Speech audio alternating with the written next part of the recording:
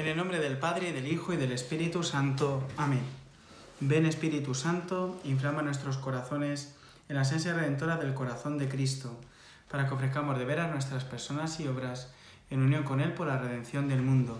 Señor mío y Dios mío Jesucristo, por el corazón inmaculado de María, me consagro a tu corazón y me ofrezco contigo al Padre en tu santo sacrificio del altar, con mi oración y mi trabajo, sufrimientos y alegrías de hoy, en reparación de nuestros pecados y para que venga a nosotros tu reino. Te pido en especial por el Papa y sus intenciones, por nuestro obispo y sus intenciones, por nuestro párroco y sus intenciones, por nuestro seminario y sus necesidades. Oh Señora mía, oh Madre mía, yo me ofrezco enteramente a vos, y en breve filial afectos consagro en este día mis ojos, mis oídos, mi lengua, mi corazón, en una palabra todo mi ser, ya que soy todo vuestro, oh Madre de bondad, guardadme y defendedme, como cosa y posesión vuestra. Amén. Bueno, vamos a leer en esta mañana un evangelio bastante curioso, donde el Señor, por un lado, nos va a hablar del peligro de las riquezas, pero también del auxilio de la gracia para el cristiano. Escuchamos. Del Evangelio según San Mateo. Entonces Jesús dijo a sus discípulos: Os aseguro que es muy difícil que un rico entre en el reino de los cielos. Os lo repito, es más fácil que un camello entre por el ojo de una aguja que el que un rico entre en el reino de los cielos. Al oír esto, los discípulos, llenos de asombro, decían: ¿Quién se podrá salvar entonces? Jesús, mirándolos fijamente, dijo: Para los hombres eso es imposible, mas para Dios todo es posible. Entonces Pedro, tomando la palabra, le dijo: Ya lo ves, nosotros lo hemos dejado todo y te hemos seguido. ¿Qué recibiremos, pues? Jesús les dijo: Os aseguro que vosotros, que me habéis seguido en la regeneración, cuando el Hijo del Hombre se siente en su trono de gloria, os sentaréis también vosotros en 12 tronos para juzgar a las 12 tribus de Israel. Y todo aquel que haya dejado casas, hermanos, hermanas, padre, madre, hijos o campos, por mi nombre, recibirá el 100 por 1 y heredará vida eterna. Pero muchos primeros serán últimos, y muchos primeros y muchos últimos primeros. Bueno, fijaos que el Señor hace una sentencia muy clara, que el que sea rico tendrá más difícil entrar en el reino de los cielos que el que uno sea pobre. Y vemos enseguida la reacción de los apóstoles, llenos de asombro, y dicen: ¿quién se puede salvar? Porque para un judío, hasta el momento del Señor, las riquezas indicaban la bendición de Dios, que Dios había elegido con predilección a esa persona y a esa familia. También el tema de los hijos se engloba dentro de la bendición del Señor. Por eso la mujer estéril significa que tiene una maldición, o significa que Dios no la ha bendecido, que Dios no la ha acompañado. Por eso los apóstoles reaccionan con asombro, dicen: ¿pero qué está diciendo el Señor?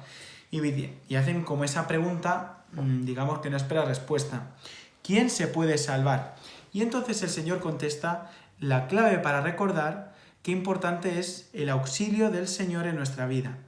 Para los hombres eso es imposible, mas para Dios todo es posible, que es prácticamente la misma frase que encontramos en el relato de la Anunciación, porque nada hay imposible para Dios. Y Pedro, como cabeza de los apóstoles, pregunta al Señor y le dice: Señor, nosotros lo hemos dejado todo y te hemos seguido. ¿Qué recibiremos, pues? Porque hemos renunciado a las riquezas, hemos renunciado a nuestras familias, hemos renunciado a nuestros trabajos. Y el Señor contesta: vosotros que me habéis seguido en la regeneración no es simplemente el momento de la resurrección, sino que es el momento de la Iglesia y, por supuesto, el momento de la consumación final de los tiempos. Cuando el Hijo del Hombre se siente en su trono de gloria, os sentaréis vosotros en 12 tronos para juzgar a las 12 tribus de Israel. Les habla del papel que van a tener en el nuevo pueblo de Israel, que es la Iglesia. Esos 12 tronos para juzgar a las 12 tribus significa que los 12 apóstoles están puestos para pastorear y para gobernar. Sabéis que una de las potestades del orden sacerdotal es esta de gobernar. Los sacerdotes, los obispos, no están solamente puestos para predicar la palabra de Dios y para celebrar los sacramentos, sino que también son los que gobiernan las parroquias, los sacerdotes, los obispos son los que gobiernan las diócesis, los que pastorean el rebaño que se les ha encomendado. Y entonces el Señor consuela a Pedro con este mensaje: y todo aquel que haya dejado casas, hermanos, hermanas, padre, madre, hijos o campos por mi nombre, recibirá el 100 por 1 y heredará vida eterna.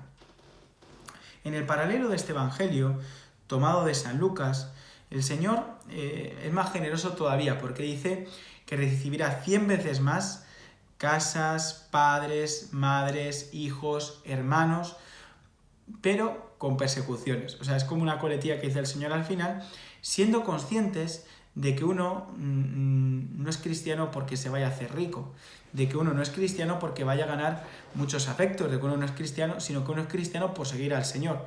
Y el Señor, en medio de todo eso, nos concede una familia que es la Iglesia. Por eso recibimos 100 veces más hermanos, padres, madres, por evangelizar, por anunciar el reino de Dios. La frase final de este evangelio dice: pero muchos primeros serán últimos y muchos últimos primeros. ¿Qué está queriendo decir el Señor? Que aquellos que van poseyendo, que van acumulando, que van ganando riquezas, puede que sean los últimos en el reino de los cielos. Los que consideramos que son los más capacitados, los mejores, puede que sean los últimos. Y aquellos que nosotros desechamos en nuestra vida, puede que no lleven la delantera en el reino de los cielos. Así lo expresa el Evangelio con las prostitutas, con los publicanos, etc.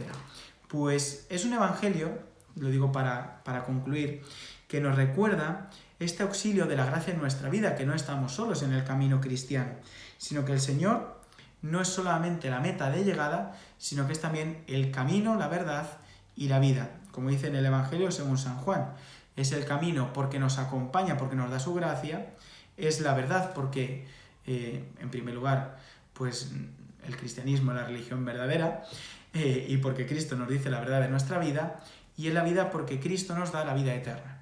Así que nada más, que paséis un feliz día. Hoy es San Roque en muchos pueblos, así que los que celebréis a vuestro titular, a vuestro patrón, felicidades. Gloria al Padre, y al Hijo, y al Espíritu Santo, como era en el principio, ahora y siempre, por los siglos de los siglos. Amén. Sagrado Corazón de Jesús, en vos confío.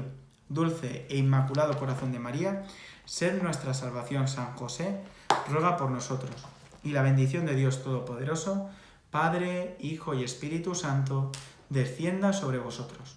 Ave María Purísima, sin pecado concebida.